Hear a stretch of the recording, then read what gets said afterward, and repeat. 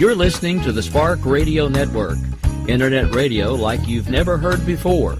Innovation, creativity, and imagination are all said to begin with a spark. So fasten your seatbelt and take the ride of your life and listen for the spark. You are listening to KLRN Radio, where liberty and reason still reign. Most writers and radio show hosts know that to connect with your fans, you need to do more than just write books or record the latest podcasts. There are many different elements that go into forming an online platform, but there are also many hidden traps. To make matters worse, solid advice on how to survive the muddy waters is scarce. In the book Hidden Traps, I talk about some of the important issues of working with an online platform, highlighting traps that could put your physical or internet security at risk or be harmful to your reputation. Are your social media posts just links with a few disjointed words, making you look like someone who can't complete a sentence? Did your new website cost you more than you anticipated?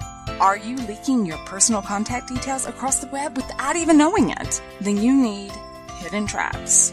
Hidden Traps is now available in paperback and ebook from a variety of retailers, including Amazon, Barnes & Noble, and Kobo. Visit blackwolfpublications.com for more details. If you're 85 or younger, would you like peace of mind and comfort for your family? We're Final Expense Direct with an urgent message for you. The average funeral today costs over $8,000, but the most you'll get from government benefits is $255. How will your family pay the difference? We can help. Our senior plans start as low as just $1 a day and pay up to $30,000 for a funeral and other final expenses. Peace of mind is easy. There's no medical exam. You'll have lifetime coverage, and your plan can't be canceled as long as you pay your premiums. Call now for free information about our senior plans. Answer a few simple questions and receive approval right on the phone. Plus, call right now and we'll give you a discount prescription card for free. Call 800-553-8687. That's 800-553-8687. Again, 800-553-8687. KLRN Radio has advertising rates available. We have rates to fit almost any budget. Contact us at advertising@klrnradio.com.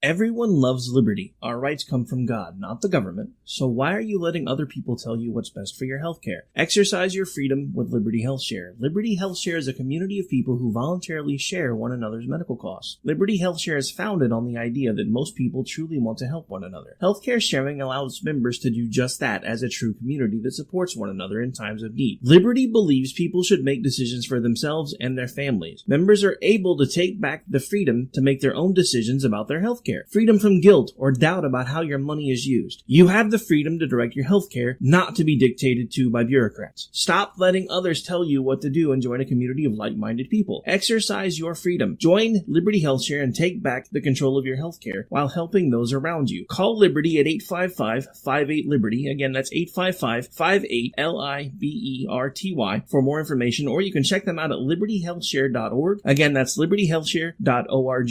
Here's George Foreman with InventHelp. Hi, I'm George Foreman. Do you have an idea for a new product or invention? People ask me all the time, George, how do I get my idea in front of companies? How do I get a patent? What do I do next? Do you have the same questions? I'll tell you like I'll tell them all. Call my friends at InventHelp. Call InventHelp today for free information. InventHelp has been helping inventors for more than 30 years and has sales offices nationwide. InventHelp can submit your invention to companies who are interested in receiving new ideas. If you have an idea and want to try to patent it and submit it to companies, you should call InventHelp today for free information. Listen, I can't guarantee a company will be interested in your idea, but I believe every inventor deserves the opportunity to step into the ring and take their best shot. Put InventHelp in your corner. Get your free inventor's information. Call 1-800-353-6490. That's 1-800-353-6490. Again, 1-800-353-6490. At St. Jude, a family never sees a bill at all. It's like the world has been lifted off of your shoulders. St. Jude Children's Research Hospital. Finding cures, saving children. Learn more at stjude.org. Sometimes riders feel lost, unsure why a passage may not be working. It takes another set of eyes to help us nurture our writing into full maturity. At Black Wolf Editorial Services, we strive to enable writers to develop and grow, offering manuscript critiques and line edits through a mentoring editorial style. We also offer assistance on generating a writer's bio for your websites. Black Wolf Editorial Services, nurturing your writing into maturity. For a full list of services, visit blackwolfeditorial.com.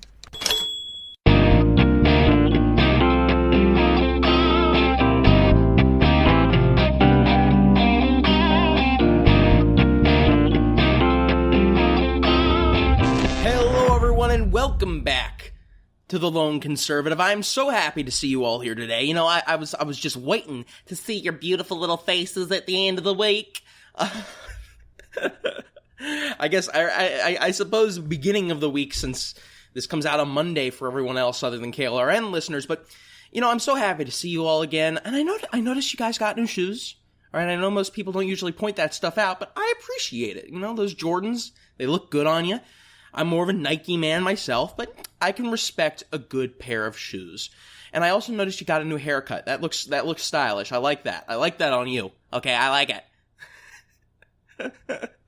I'm sorry. I have to get my happy-go-lucky attitude out before we start today, because today is a rather infuriating day.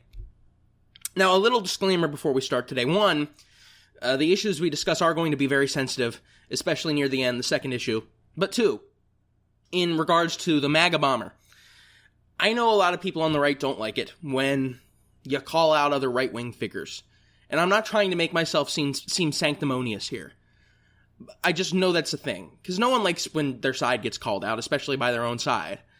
But my whole perspective is that I do hold the right to a higher standard. I don't believe in the standard of going to their level to fight them. So I will call out the right for things that I'd call out anyone for. So, specifically with the MAGA, and it's not going to be the whole episode. It's just going to be one little segment, but for the MAGA bomber, there were a lot of people, a lot of mainstream, influential, right-wing figures tweeting things and saying things on their shows that just overall, it didn't give us a good look.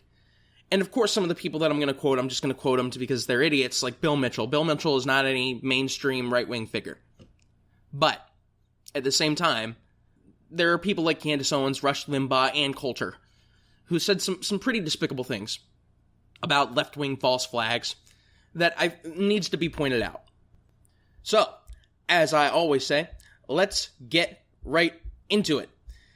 So, on Wednesday morning, there was news that Hillary Clinton, Bill Clinton, and Barack Obama were sent pipe bombs in the mail, and this was kind of on the heels of George Soros getting a pipe bomb, which happened 2 days earlier. So this immediately spurred a whole host of news stories. Everyone was kind of wondering what was going on here, and then package after package after package started to be either intercepted or discovered by federal authorities and the Secret Service. So one of the packages that made the most, I guess you could say, I want to say headway. I don't know the word for it, but it received the most notoriety was the package that was delivered to CNN Studios. So apparently, I believe in the mailroom of CNN Studios, they discovered that there was a package with a pipe bomb in it. Someone pulled the fire alarm, and they had to evacuate the building. And listen, I have my differences with people on CNN. I have my differences with a whole host of people on the left. You never want to see anyone fear for their lives. You never want to see anyone terrorized like that. It was obvious they were very afraid. So they had to evacuate their building on air. And that's the one that kind of made the most headway. Other people who received packages were Joe Biden, Maxine Waters, Tom Steyer, Robert De Niro. In total, about a dozen packages were delivered. And lucky for a lot of people, the Secret Service was able to intercept many of them after they kind of discovered what was going on here. But the other thing was that was suspicious, and we'll get into this later on, was that the pipe bombs never went off. So most of these packages contain pipe bombs, basically, rudimentary pipe bombs, and they never went off. And people are kind of speculating why that's the case. So this started a whole mess on Twitter, and not just on Twitter. Twitter leaked into real life and caused everyone to be toxic. So this caused a bunch of people on the right to start breaking down and saying that this was some false flag operation. And keep in mind, mainstream right-wing figures were doing this. Not Alex Jones. I mean, I'm sure Alex Jones did too.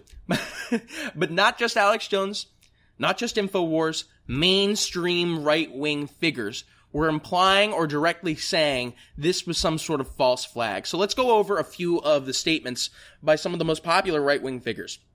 So the first one's Ann Coulter, and she's known for saying some crass, very out there things. She came out and tweeted, quote, "From the Haymarket riot to the Unabomber, bombs are a liberal tactic." So basically saying that this was a liberal. This wasn't a conservative who sent the bombs. This wasn't a right-winger who sent the bombs. This was a liberal. Rush Limbaugh said that it was likely a Democratic operative on his show. He said, quote, "Republicans just don't do this kind of thing. You've got people trying to harm CNN and Obama and Hillary and Bill Clinton and Debbie Wasserman Schultz, and, it might serve a purpose here." Then you have Michael Savage, who's also a conservative radio host, saying that the bombs on Wednesday, there was a, quote, "high probability that the whole thing had been set up as a false flag to gain sympathy for the Democrats."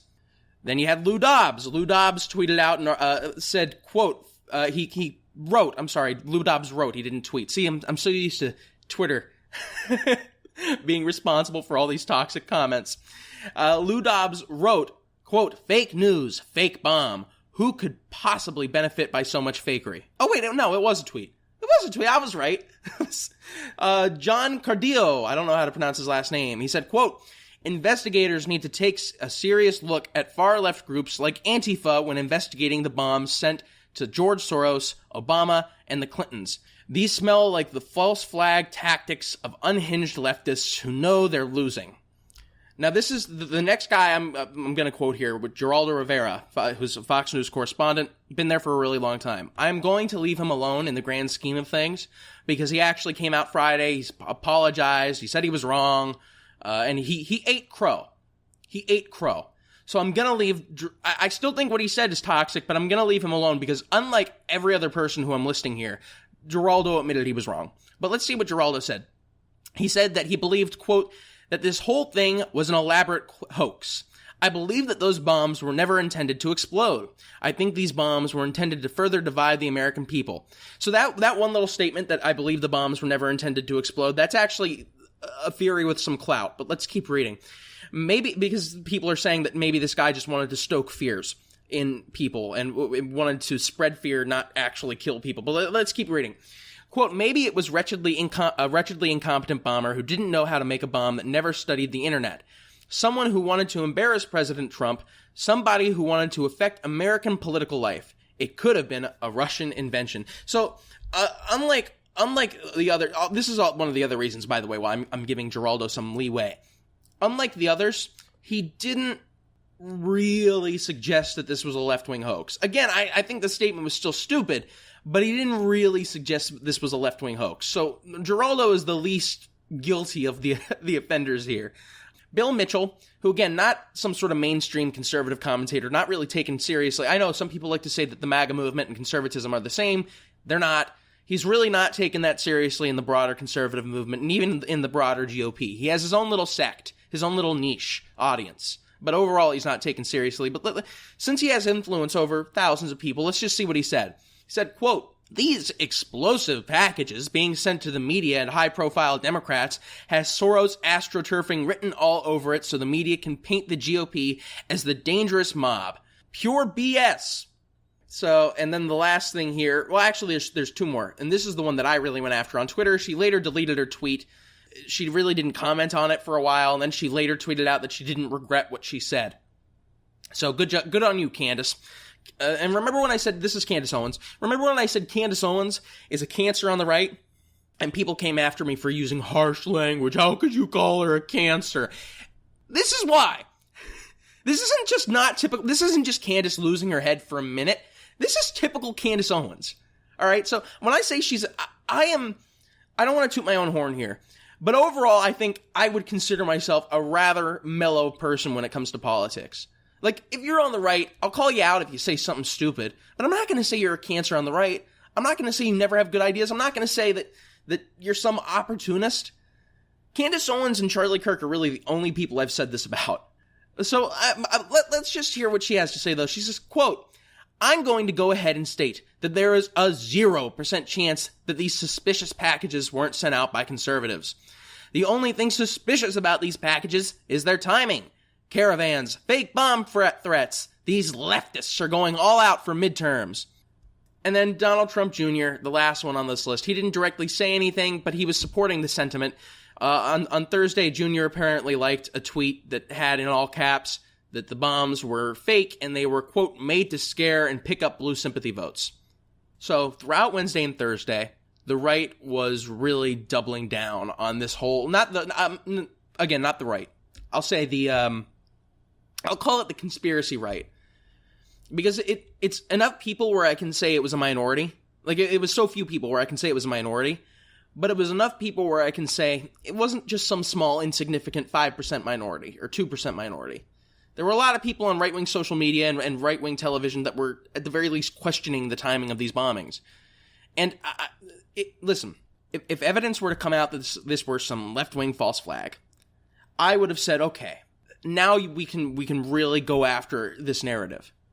But maybe people will disagree with me here. I do agree with Ben Shapiro on this sentiment. If the first thing you think when you read a story, regardless of what you think of their politics, when you read a story about Hillary Clinton, or Barack Obama, or George Soros, or Tom Steyer, Maxine Waters, Joe Biden getting bombs mailed to them, if the first thing you think is this must be a false flag, you need to rethink your priorities, and you need to rethink how politics works. Because yes, people, the main thing that I saw people pointing out when they discussed this being some sort of left-wing false flag is people on the left have individuals, not even politicians really, individuals on the left, citizens have faked hate crimes against themselves before. Like, they've said they suffered a hate crime, they said someone said something to them, they said someone graffitied something that they owned, and then in reality, the result was they did it to themselves for internet attention. It wasn't a real hate crime. And people were pointing to that to say, look at this, look at this. It must be another false flag. It's a leftist doing it to themselves. I'm going to say one thing. Despite the fact that those hate crime instances are despicable, hate crimes over here, pipe bombs over here. All right? There's a difference between both are bad. All right? But there's a difference between faking a hate crime against you to sending pipe bombs to former presidents, secretaries of state, billionaires, representatives, and the vice president. Pipe bombs that, by the way, federal authorities were saying were functional. Now, again, we can talk about whether they were meant to explode or not, because apparently there have been people saying that it doesn't look like these things had any explosive trigger, anything that would have triggered them to explode. But at the very least, the federal authorities were saying at least some of these bombs were rudimentary but functional. All right, so this isn't just like a pipe stuffed with confetti. It was, in cases, bombs filled with some sort of explosive ordnance, glass shards. Like, it was meant to, at the very least, put fear in these people. Not for a political gain. So, I'll say there's a difference, even though they didn't explode, even though there's questions as to whether they were supposed to explode, that doesn't change the fact that they were functional. There's a difference between hate crimes and sending functional explosives to people. But let's kind of get on with this. So the right at this point, through Wednesday and Thursday, they doubled down. God dang. The conspiracy right had doubled down. They were saying this is a left-wing hoax. The timing is very questionable. We shouldn't be buying into this. It's a distraction from the caravan down south. And for those of you who don't know, there was a caravan that I believe originated in Honduras that has thousands of migrants trying to immigrate to the U.S., illegally immigrate to the U.S. But Friday rolls around, and they catch the guy. And boy, oh boy, did the conspiracy... I'm sorry, I shouldn't be laughing. It's just... The silence was deafening. The silence was deafening. Did the conspiracy rights whole kind of system, whole web of this being a hoax, this being a false flag, did that break down fast? So I'm not going to... First, I am going to establish this right now. A policy on this podcast, I'm never going to name a mass shooter, or in this case, I guess, a mass bomber. But I will name his motives. So this guy was apparently a registered Republican, voted in the 2016 primaries. I think he lived in his van, and his van was covered with all sorts of Trump paraphernalia. Trump stickers, Make America Great Again stickers. There were a lot of disturbing stickers on it, too, like pictures of Hillary Clinton and George Soros with targets over their faces. So there were disturbing things. The van was overall disturbing. I understand supporting Trump. I understand having a Trump sticker on your car, or wearing a Make America Great Again hat. I understand that. That's politics. But if your vehicle is a shrine to Trump, get help. And same thing goes to the left. If your vehicle is some sort of shrine to Barack Obama and Hillary Clinton and Bernie Sanders, get help. Especially if you're putting targets over people's faces. So this David French released an article saying that, don't immediately call this guy crazy. It's unclear whether he's crazy. Maybe he's just someone with very little impulse control. Maybe he's just someone who lost it. Not lost it in the sense that he was angry, he got too angry, he acted. This guy's looking pretty crazy, and by the way, this is not the first time he's gotten in trouble for something like this. So we're going to go over this guy's criminal history a little bit. And as of right now, by the way, he faces 5 criminal charges that could get him up to 48 years in prison. So he has, apparently, I'll call him the MAGA bomber. This guy has a long criminal record which dates back to 1991, and by the way, he's made bomb threats before. Now, I found 2. I don't know which one's it, because, most media outlets say he only made 1 in 2002, but I found 2 instances of bomb threats in 2002. Apparently, one of them was he threatened to throw a bomb, or to detonate a bomb in the Florida Circuit Court of Appeals. The other one was, and this one's reported by NPR, that according to someone who was close to this guy, quote, he threatened to throw a destructive device, which occurred when he had a laundromat and they turned off the electricity, and he called Florida Power and Light to turn it back on, and they gave him a difficult time, and he uttered, I bet if I threatened to throw a bomb, you would put it on real quickly. So, he's made bomb threats before. This is not, the only difference between this time and last time was this time he actually mailed bombs to people, which is despicable and evil and wrong. Now, I'm not going to focus on this for much longer, but this made the right look bad. Okay, I'm just going to say it. Despite the fact that it wasn't some vast majority of the right, considering the fact that it was influential people, considering the fact that it was some classic right-wing pundits and culture crush Limbaugh, it made us look bad. And it especially made us look bad, and Lou Dobbs, it especially made us look bad when these people wouldn't walk back their statements, when they just wouldn't eat crow. I've eaten crow before. I've been wrong, not on something like, I don't do this, but I've been wrong on things before. I've been wrong on my assessment of things, and I've eaten crow. I've walked it back. You gotta admit you're wrong. Because to some extent, when you say things like this, you have to think about the broader conservative movement. Is this going to make us look bad if you are wrong? Because, regardless, we're jumping to conclusions without all the information is wrong. But usually, I believe it was Matt Walsh who pointed this out, or someone on the right that I saw. But at the very least, when you jump to conclusions and you're right, people usually forget that you jumped to conclusions and just think you're some brilliant mastermind. All right, but jumping to conclusions in general is wrong. But when you're wrong and you jump to the conclusion, you have to admit that you were wrong. Because either way, it looked bad that you jumped to conclusions, but it makes you look even worse, and it makes us look even worse. It makes the right overall look even worse when you don't admit that you were wrong, because then your supporters are just going to come out and ardently defend you. I'm not expecting, and because I always hear people say don't apologize to the mob, which I agree with. I agree with that general sentiment. I'm not saying apologize to the mob, like apologize to the people who are calling for your firing, apologize to the... I'm not saying that. But I am saying admit you were wrong. Say I was wrong, I shouldn't have jumped to conclusions, I won't do it again. That's all. But the fact is, in politics, and this is in many areas in life, I'm not just going to attribute this to right-wing pundits, left-wing pundits do it too. The fact of the matter is that in life, people don't like to admit that they were wrong. Especially when they have millions of people watching what they say. Especially when they have millions of people thinking there's some, I don't know, infallible arbiter of truth. So, but you need to think about the broader conservative movement now. Because now it's made us look bad. But what Bill Mitchell says I don't care about. Like someone like Bill Mitchell, listen, I care, but he's not a representation of the broader conservative movement. Despite the fact that the left tries to make him out to be one. And I think most people are smart enough to see that that's just a load of hooey. But when you start talking like Bill Mitchell, it's much easier to make him look like he is a representation of the conservative movement. That's one of the other reasons why you just have to say, I was wrong. That's it.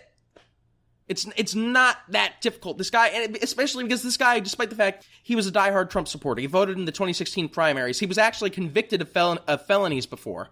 But the only reason he wasn't considered a felon, maybe he was considered a felon and voted illegally, but every article I've read says he wasn't a felon, and the only reason he wasn't a felon, despite being convicted of felonies, is judges every time either withheld adjudication or charges were dropped.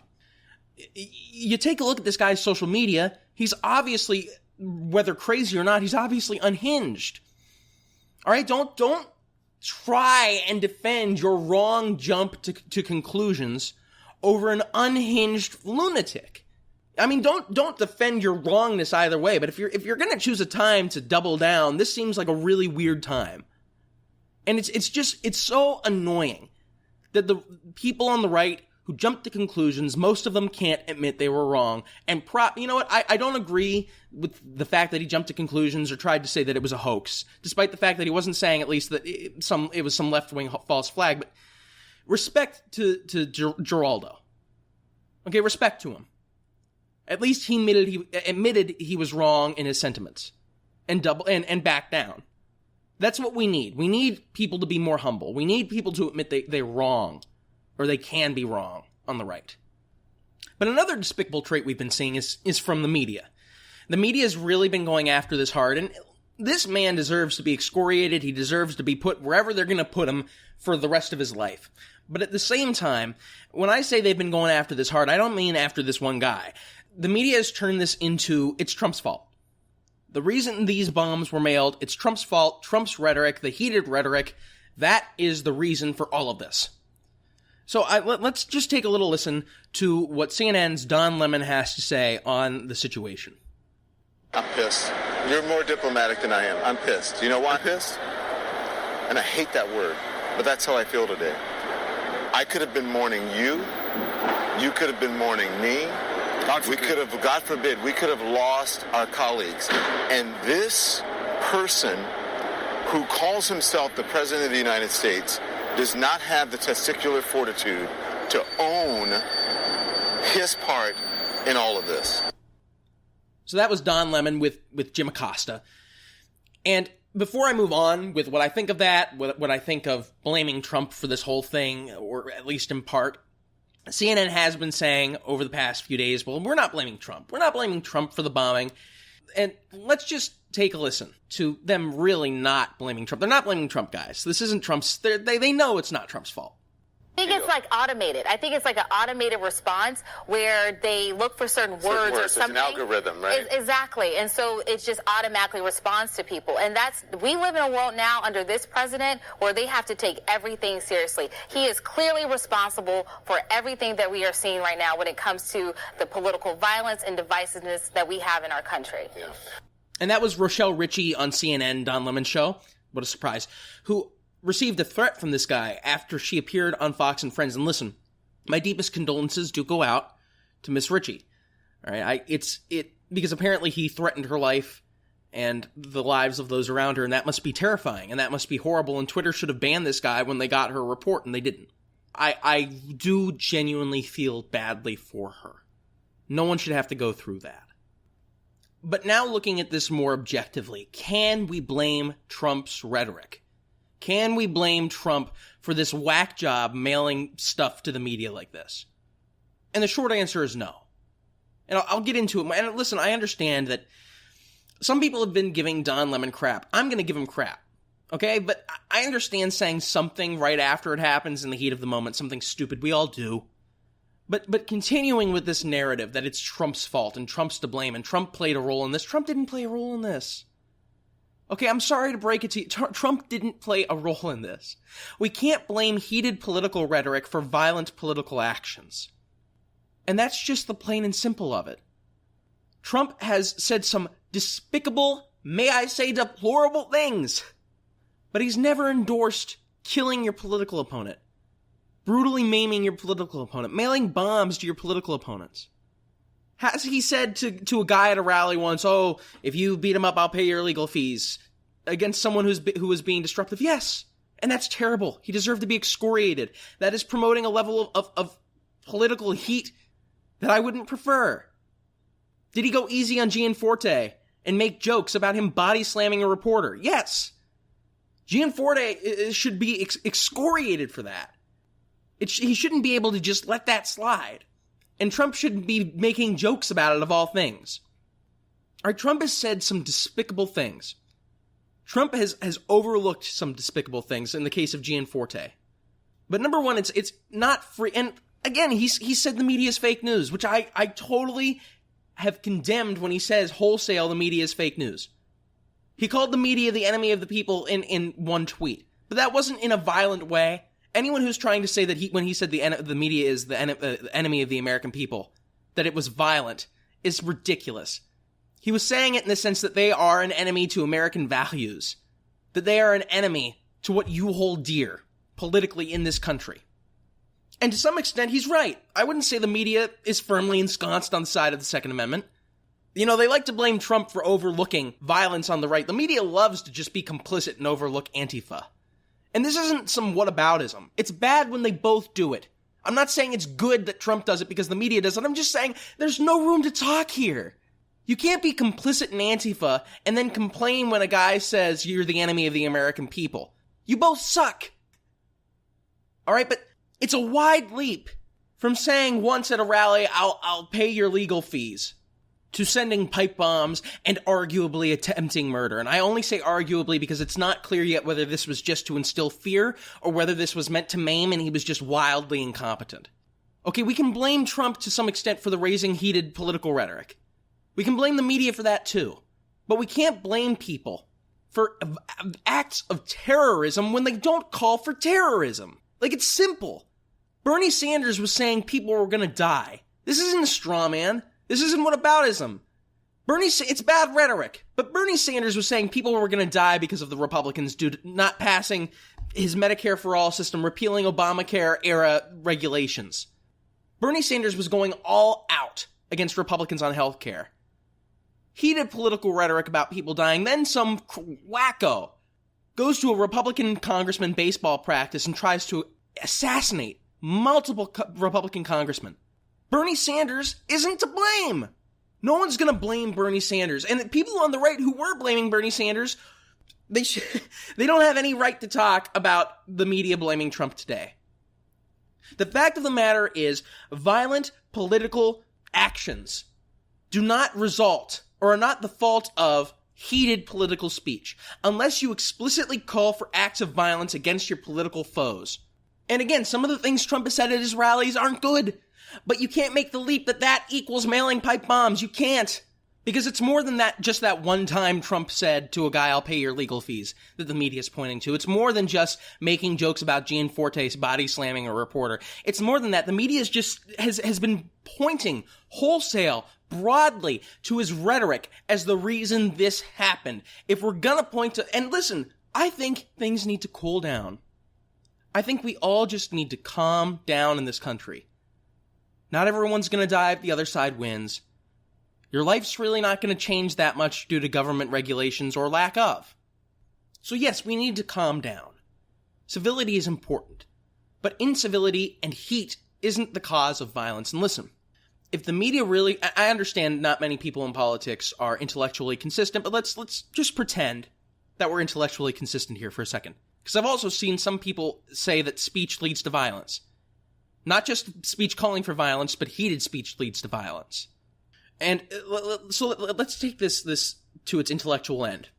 Let's say Trump holds partial responsibility for this man mailing bombs to people. Let's say his heated speech bears direct partial responsibility to this man doing what he did. So we're going to hold Trump responsible. What do? We're admitting that he was partially responsible for a terrorist attack, so why shouldn't Trump be punished? Why shouldn't his speech be punished? Legitimately, if this man was not the president of the United States, if this man could be tried, because, the president can't be tried for federal crimes until impeached, but if Trump could be tried, why shouldn't he be tried? If heated speech leads to violence, if heated rhetoric is responsible, partially or not for or fully for terrorist attacks, then shouldn't the people whose rhetoric, in your opinion, contributed to that be charged with crimes? I mean, that just, it sounds like an intellectually consistent end.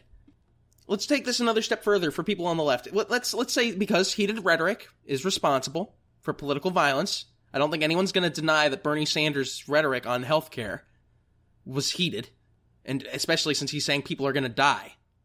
Can we charge Bernie, especially since there is the guy who was apparently, who was shooting these congressmen, or shooting at these congressmen, was apparently yelling about healthcare. Since heated rhetoric is partially responsible for this attack, then Bernie Sanders is in part to blame for the attack. If Bernie Sanders is in part to blame for the attack, he should be charged just like the guy is. Not with the same crime, but he should be charged with something like inciting terrorism, inciting a shooting, because he had heated rhetoric. This guy heard that heated rhetoric and his own crazy brain morphed that into, I'm going to commit violence. But because of Bernie Sanders' heated rhetoric, since he was partially responsible, why don't we charge him? Why don't we ban that speech? This is the most idiotic route to go down, because it does lead to an increased regulation of speech. Because the instant we say that speech that doesn't directly call for violence is responsible for violence, we go down the route of regulating speech. That isn't some conspiracy theory thing. That isn't some catastrophist philosophy. It's just the truth. If we're going to say that non-violent speech is responsible for political violence, then reasonably that speech should be regulated. Reasonably, people should be charged for contributing to terrorist attacks, for contributing to political violence. That would be the reasonable, intellectually honest thing to do. So I don't like that it's this heated. But at the same time, we can't be going down this path of treating speech as violence. It's not safe. It's not healthy. We have to acknowledge that despite the fact that you don't like Trump, you don't like Trump's politics, you don't like a lot of the things that he says, I don't like a lot of the things that he says either when it comes to just pure rhetoric, that it's not responsible for this man's actions just as much as Bernie Sanders' rhetoric on healthcare and how Republicans are killing people isn't responsible for a guy going to assassinate Republican congressmen. Okay, this is a two-way street. I mean, the people on the right, we can't attribute to the left the motive that their rhetoric is causing political violence and that they want that. And people on the left, you can't be attributing to the right every time something that is said is heated, that's heated. That rhetoric is leading to more violence, and that the right wants more violence. If we can, because here's the thing too, and I know it's been made, this point has been made time and time and time and time and time again, but it's important to note. If we attribute the motive to each other, that not only does our heated rhetoric lead to increased violence, but the other attribution of motive that comes with this, more often than not, sadly, but it does, that we want it to lead to more violence because we're bad, the other side is bad people. At that point, you're seeing the other side as an enemy, not as a political rival, not as someone who you politically disagree with, maybe not even someone who you dislike for their politics, but as an enemy.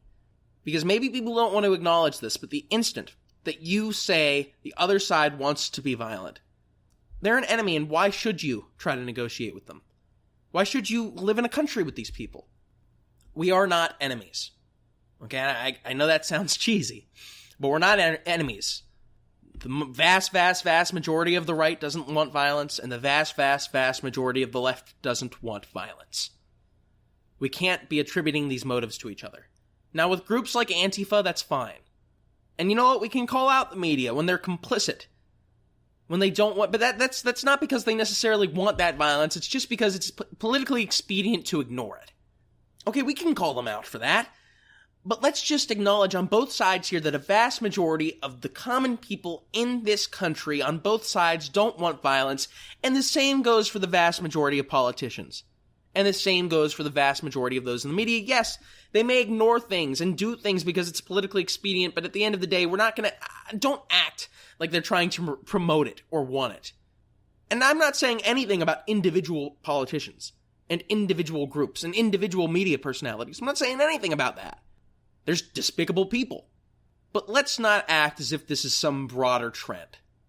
Because the instant we start thinking about each other, the instant we do that, we see each other as enemies. And when we see each other as enemies, there's no reason to share a country anymore. And that's really dangerous. And that's when you get into uncharted, dangerous waters.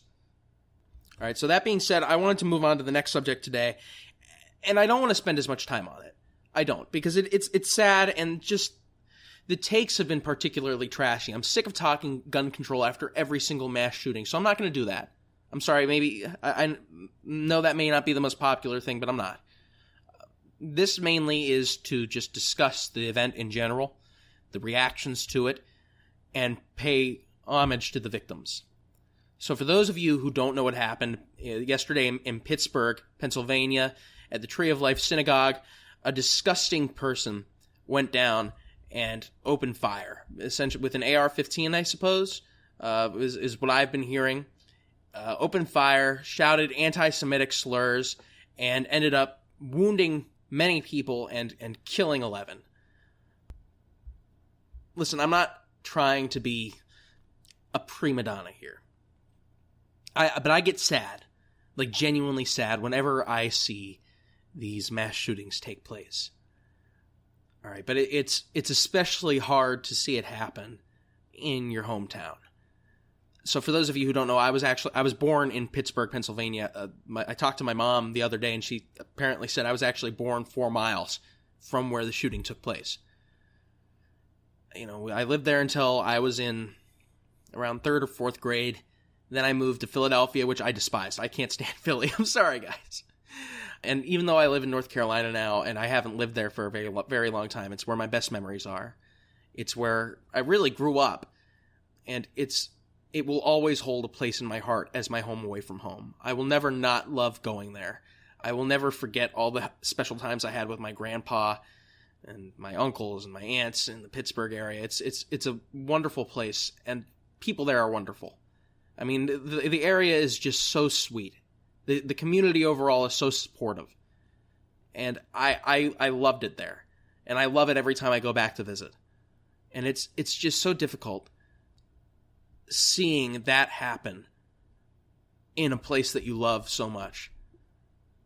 So that's why I'm not trying to sound, if I sound more somber here or sadder, that's also one of the reasons why I wanted to save this for last, because I do get a little emotional talking about this. Anyone who followed me on social media yesterday saw I was a bit more heated, and I do apologize for that. I don't like using coarse language in politics. I don't think it's usually warranted. I just can't stand people like Linda Sarsour, who we'll get into, who are fake, who associate with people who, I'll say it, are likely giddy that Jews are dead, are likely giddy that this event happened. And then she tries and comes out, or tries to come out like she's some advocate for the Jewish community. She's spoken on panels regarding anti-Semitism. I can't stand her. She's so fake. She's an Islamist who tries to act like she loves Jews, when she openly associates with people who can't stand the Jewish state, who can't stand the Jewish religion. She associates with Louis Farrakhan, who compared Jews to termites and said that Jews were satanic. I can't stand fake people like that. Especially because it's not just that she's fake. She's an Islamist. And she's going to try and come out and act like she's some advocate for the Jewish community. I'm not even Jewish, and I'm outraged by that. It's absolutely despicable. But some monster came into the Tree of Life Synagogue and opened fire. They killed 11 people. And just out of respect, I'm going to name the victims who died. I sadly don't have enough time to go into all of their stories, but just out of respect to them. And this is from CNN, so thank you, CNN, for posting this. Jerry Rabinowitz, Cecil and David Rosenthal, Rose Mallinger, Bernice and Sylvan Simon, Joyce Feinberg, Richard Gottfried, Daniel Stein, Melvin Wax, and Irving Younger are the victims of this shooting, and just out of respect, I'd like to give them a moment of silence.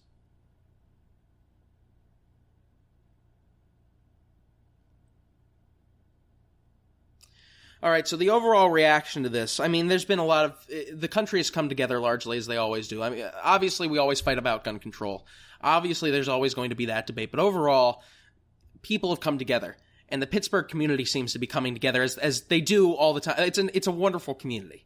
So it seems like they're coming together as they always do. But there were some disgusting takes the other day. So I talked about Linda Sarsour a little bit, so I'm gonna read one of her. I know I kind of ranted about her already. I may repeat myself. I don't know. But I'm going to read one of her, a few of her tweets on the shooting. And it's not that her takes on the shooting were bad.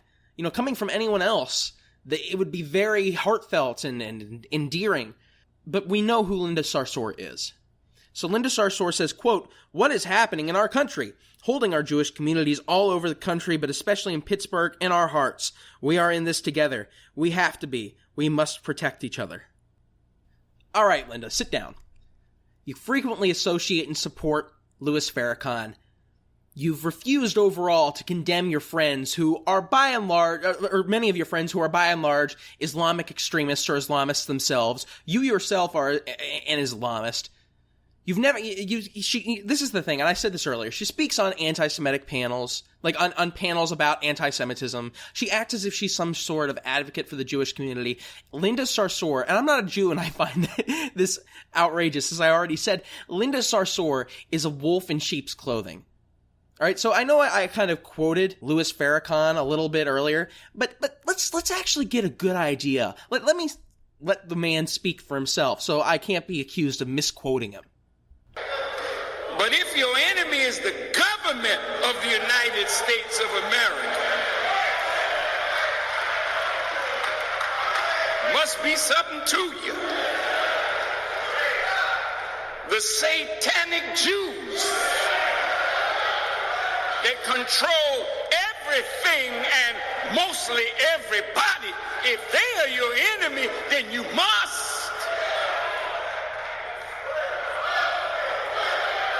be somebody. But that isn't the only time Farrakhan has indulged in this vilification and dehumanization of Jews. Let's hear what he has to say to people who call him an anti-Semite. Because, you know, maybe he's not as bad as we all think he is. Maybe he's just misunderstood. You know what they do? Call me an anti-Semite. Stop it. I'm anti-termite. Yeah, so he sounds like a swell guy, doesn't he? Sit down, Linda. Sit down. This is who you associate yourself with. This is who your friends are. I don't want to hear it. But moving beyond that, this vile human piece of trash who shot up this synagogue was apparently a relatively prominent white supremacist. Not going to say his name. Saying his name only helps him spread his message. I'm not going to say it. But he was apparently he was verified on Gab, and he didn't like Trump. He thought Trump was controlled by the Jews. And I'm only saying, I don't want to talk about that much, you know, that he didn't like Trump. It's just in response to a lot of people on the left who are trying to say that this is because of Trump. He didn't like Trump. He wasn't emboldened by Trump. He was emboldened by his fierce hatred. But there were some trash takes on this. So one of the really bad takes that I saw on Twitter, and by the way, next week we are introducing a new segment, and you'll find out what it is when we introduce it, but you'll know what I mean then when I say this. But if we had this segment now, his tweet would have, or I'm sorry, not his, her tweet would have been in it. So Julia Loft tweets out, quote, "And a word to my fellow American Jews. The president makes this possible. Where you live, I hope the embassy move over there where you don't live was worth it." All right, so let me get this straight here. I think I know what she means, but it's a stupid point, but I think I know what she means. So a lot of people have interpreted this as, oh, Jews who supported the move of the embassy, you know, they brought this on themselves. I mean, that's part of it, but I don't think that's the entire thing, because it wasn't some Islamic extremist who did this. It was a white supremacist, anti-Semitic piece of trash who did this. So, and she says this makes this president makes this possible. So I'd assume she's talking about white supremacy and white supremacist extremism. So I think it goes beyond, you know, saying that Jews who supported the embassy are responsible, and two, Jews who voted for Trump in general are responsible. I think that's what she's trying to say. Is not that just supporting the embassy made it possible, but, you know, Jews who voted for him, especially for that reason, are responsible for this because Trump emboldens white supremacists, even though this guy really didn't like Trump and hated him and thought he was controlled by the Jews. Which, by the way, I mean, we can have arguments about Trump all we want, but at the very least, if we're going to look at it from this guy's perspective, Obviously, he didn't think Trump was much of a racist or a white supremacist if he thought he was controlled by the Jews. So, I mean, the reasoning here falls flat, and blaming Jews for other Jews dying, and possibly some of the Jews in that in that synagogue supported Trump.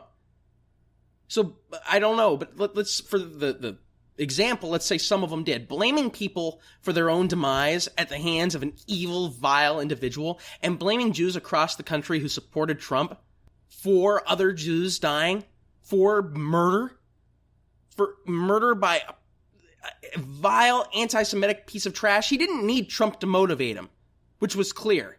His own hatred did that for him. I don't understand how you go this route. I mean, the left talks about victim blaming. Victim blaming. This is victim blaming at its finest.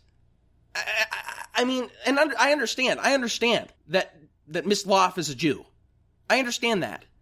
But the message of that tweet, it doesn't matter, because the message of that tweet is one of blaming Jews for their own demise. Or at the very least, blaming Jews who supported Trump for the demise of other Jews and possibly for their own demise. That is the most insensitive, awful, disgusting take. Or it's one of them. I don't know. I don't know how you get to that conclusion. But as we kind of near the end of this podcast, I will say this. You know, and I said this last night on social media, evil will never win. We'll always come together. We have to remind ourselves in these great times of pain and grief that the average American is not like this monster. The average American does not endorse what this evil, vile, despicable, I'd curse, but I can't, did. I hold kind of a Machiavellian view on human nature. And I guess a lot of social contract theorists hold this view on human nature. Now, this doesn't mean I'm a Machiavellian person. It's just one of the very few areas I agree with him on, that humans are naturally despicable. Like, given if you put them in a natural state and you don't teach them any morals, they're likely going to turn out to be not so good.